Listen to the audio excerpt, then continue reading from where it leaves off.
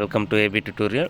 ఇక మనము ఈరోజు వచ్చేవాటికి తెలంగాణ, ఆంధ్రప్రదేశ్ రాష్ట్రాలకు సంబంధించి, అదేవిధంగా సెంట్రల్ గవర్నమెంట్కి సంబంధించిన వివిధ రకాల జాబ్ నోటిఫికేషన్స్ కానివ్వండి, అదేవిధంగా ఆల్రెడీ రిక్రూట్మెంట్ అయినటువంటి జాబ్స్కి సంబంధించి, ప్రజెంట్ ఉన్నటువంటి పరిస్థితులకు సంబంధించి, విద్యాశాఖకు సంబంధించి కానివ్వండి, వివిధ రకాల అప్డేట్స్ అయితే మనం ఈ యొక్క వీడియోలో చాలా క్లియర్గా తెలుసుకుందాం అనమాట. సో ప్రతి ఒక్కరు కూడా ఈ యొక్క వీడియోని ఎండ్ వరకు చూడండి, ఎవరు స్కిప్ చేయకుండా. ముందుగా వివరాల్లోకి వెళ్ళే ముందు మన ఛానల్ ఇంకా ఎవరైనా సబ్స్క్రైబ్ చేయనట్లయితే ముందుగా సబ్స్క్రైబ్ చేసుకోండి. సో మనకి ముందుగా అయితే ఆంధ్రప్రదేశ్ రాష్ట్రానికి సంబంధించి గ్రామ వార్డు సచివాలయాలు ఏవైతే ఉన్నాయో వీటికి సంబంధించి మనకి కొన్ని అప్డేట్స్ అయితే రావడం జరిగిందనమాట. ఇక్కడ గ్రామ వార్డు సచివాలయ వ్యవస్థ అనేది ఆంధ్రప్రదేశ్ రాష్ట్ర ప్రభుత్వం అయితే చాలా ప్రతిష్టాత్మకంగా తీసుకురావడం జరిగింది. ఎందుకంటే ప్రతి గ్రామ స్థాయిలో నుంచి ప్రైమరీ అవసరాలు ఏవైతే ఉంటాయో అవన్నీ తీర్చే ఉద్దేశంతో వీటిని ఎస్టాబ్లిష్ అయితే చేయడం జరిగిందనమాట. వీటిని కంప్లీట్ 3 years అయింది దగ్గరగా. అయితే 2 years కంప్లీట్ అయిన తర్వాత వీరికి ప్రొవిషన్ డిక్లరేషన్ చేస్తామంటూ ఎంప్లాయీస్కి సంబంధించి అప్పట్లో అయితే రాష్ట్ర ప్రభుత్వం అయితే చెప్పడం జరిగింది. దానికి సంబంధించి రాష్ట్ర సీఎం గారు రీసెంట్గా ఫైల్పై సైన్ అయితే చేయడం జరిగింది. వీళ్ళకి సంబంధించి మనకి ఆగస్టు నుంచి రెగ్యులర్ శాలరీస్ ఇవన్నీ కూడా రానున్నాయన్నమాట. ప్రతి బెనిఫిట్ కూడా వీరికి చేకూరనుంది. శాలరీ కూడా ఇంక్రిమెంట్ అయితే చాలా ఎక్కువగా ఉందన్నమాట. సో ఇక్కడ మనం చూసినట్లే క్రమబద్ధీకరణపై ఓటీఎస్ అంటూ ఇక్కడ దీనికి సంబంధించి ఏదో ఒక చిన్న ఈ యొక్క ఏ ప్రాబ్లమ్స్ ఉంటాయన్నమాట. వీటి వల్ల ఈ యొక్క ప్రొవిషన్ ఆగే ఛాన్సెస్ ఉన్నాయంటూ ఇక్కడ రావడం జరిగిందనమాట. అయితే ప్రజెంట్ అయితే ఎవరైతే డిపార్ట్మెంట్ ఎగ్జామ్స్ క్వాలిఫై అవుతారో వారికి మొత్తం ప్రొవిషన్ డిక్లరేషన్ చేస్తామంటూ రాష్ట్ర ప్రభుత్వం చాలా క్లియర్గా చెప్పిందనమాట. ఈ యొక్క డిపార్ట్మెంట్ టెస్టులు ప్రజెంట్ అయితే క్వాలిఫై అయిన వాళ్ళు చాలా వరకు మెజారిటీ శాతం అయితే ఉన్నారనమాట. సో ఉద్యోగులు ఇంకా ప్రొబేషన్లో ఉన్నారు. పరీక్షల నిబంధనలు పెట్టి కూడా క్రమబద్ధీకరణ ప్రభుత్వం తాత్సారం చేస్తుందంటూ ఇక్కడ మనకు సంబంధించి ఓటీఎస్ నకిలీ చలానాలను సచివాలయ పరిధిలోని ఉద్యోగులే బాధ్యులంటూ వారిపై ఈ యొక్క అదనపు బాధ్యతలు పెట్టిందంటూ ఇక్కడ ప్రొవిషన్ నిలిపివేయాలని రాష్ట్ర ప్రభుత్వం ఆదేశాలు అయితే జారీ చేసిందంటూ సచివాలయ ఉద్యోగులు డిప్రెషన్లో ఉన్నారంటే దీనికి సంబంధించి రావడం జరిగింది. సచివాలయ ఉద్యోగులపై మరో అస్త్రం, ప్రొవిషన్ సమీపిస్తుండగా తెరపైకి నకిలీ చలానాలను నగదు చెల్లించే వరకు నిలిపివేయాలని సిఎస్ ఆదేశాలు.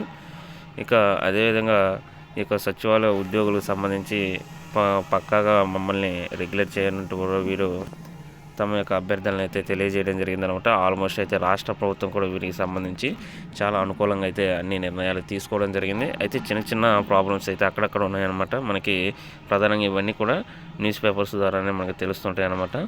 సో వీటికి సంబంధించి చిన్న క్లియరెన్స్లు అయిపోయినట్లే వీరికి మ్యాక్సిమం రాష్ట్ర ప్రభుత్వం అయితే నిర్ణయాలు అయితే తీసుకోవడం జరిగింది. రెగ్యులర్ చేసే ఉద్దేశం కూడా ఉందన్నమాట. ప్రతి ఒక్క బాధ్యత కూడా ప్రతి జిల్లా కలెక్టర్లకైతే అప్పగించనుందనమాట. సో అదేవిధంగా మనకి ఇక్కడ వచ్చేప్పటికి ఆంధ్రప్రదేశ్ రాష్ట్రానికి సంబంధించి హోంగార్డులకు సంబంధించి త్వరగా తేల్చండి, రెండింటికి చెడ్డ రేవుడులా మా పరిస్థితి. ఇక తెలంగాణ, ఏపీ స్థానికత హోంగార్డుల వేడుకలు TSPSC NOC ఇచ్చిన ఏపీ తాత్సారం ఎందుకు ఆక్రమణ అంటూ దీనికి సంబంధించి హోంగార్డులకు సంబంధించి అనమాట. డివిజన్స్కి సంబంధించి 8 years అవుతుంది మన రాష్ట్ర విభజన జరిగి. హోంగార్డుల విభజనకు సంబంధించి ఇప్పటివరకు ఏ విధమైన నిర్ణయం అయితే 2 తెలుగు రాష్ట్రాలు తీసుకోకపోవడంతో వీరి పరిస్థితి అయితే ఒక అయోమయ పరిస్థితిలో ఉందంటూ తమ ఆవేదన అయితే వ్యక్తం చేయడం జరిగిందనమాట. ఇక అదేవిధంగా అధిక శాతం 30 years మంది శాశ్వత జీవనోపాధి లేక వీరు ఇలా వాళ్ళ లైఫ్ని అయితే కంటిన్యూ చేస్తున్నారంటూ దీనికి సంబంధించి హోంగార్డుల యొక్క ప్రజెంట్ ఉన్నటువంటి వీరి యొక్క ప్రాబ్లమ్స్కి సంబంధించి రాష్ట్ర ప్రభుత్వాలతో 2 తెలుగు రాష్ట్రాలు కూడా పట్టించుకోవాలంటూ వీరు తమ అభ్యర్థన అయితే రిక్వెస్ట్ అయితే చేయడం జరిగింది. అదేవిధంగా సెంట్రల్ గవర్నమెంట్ ప్రతిష్టాత్మకంగా తీసుకొస్తున్నట్టు ఈ యొక్క అగ్నివీర్ నియామకాలకు సంబంధించి నోటిఫికేషన్ అయితే రిలీజ్ అవ్వడం జరిగింది.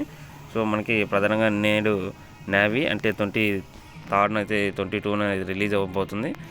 ఇక 24th ఎయిర్ ఫోర్స్ నోటిఫికేషన్లో అగ్నిపథ పథకంపై పెద్ద ఎత్తున నిరసనలు అయినా వెనుక తగ్గని కేంద్ర ప్రభుత్వం ఉంటుంది. దీనికి సంబంధించి ఎక్స్ట్రా బెనిఫిట్స్కి సంబంధించి మనం ప్రీవియస్ వీడియోస్లో చాలా క్లియర్గా చెప్పడం జరిగింది. దీనికి సంబంధించి 1 by 1 అయితే మనకి కేంద్ర ప్రభుత్వం అయితే చేసుకుంటూ పోతుందన్నమాట. ఉద్యోగాలకు సంబంధించి మనకి 4 years అనమాట. ఈ యొక్క నియామకాలకు సంబంధించి తొలుత అయితే 40,000 నియామకాలు, 4,000 తర్వాత 10,000 అంటే 25% రెగ్యులేట్ చేస్తామంటూ కూడా వీరు చెప్పడం జరిగిందనమాట. వీటిని డిఫెన్స్ సెక్టర్లో తీసుకురావడం జరిగింది. సుమారు 16 ఈ యొక్క గవర్నమెంట్ ఏవైతే ఉన్నాయో ఆ యొక్క సంస్థల్లో వీరికి 10% రిజర్వేషన్స్ ఇస్తామంటూ, తర్వాత ప్రతి స్టేట్ కూడా వీరికి సంబంధించి రిజర్వేషన్స్ ఈ రాష్ట్రానికి సంబంధించి ఆ రాష్ట్రం ఇవ్వచ్చు అంటూ కూడా ఇలా మనకి చాలా క్లియర్గా ఇవ్వడం జరిగిందనమాట.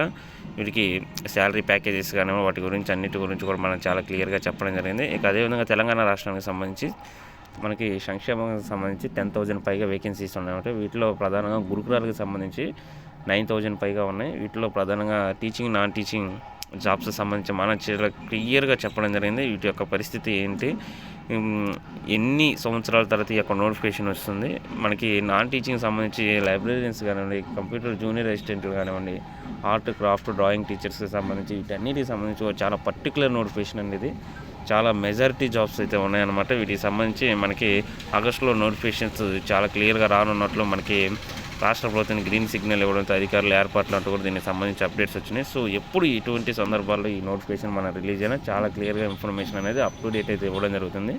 Thank you.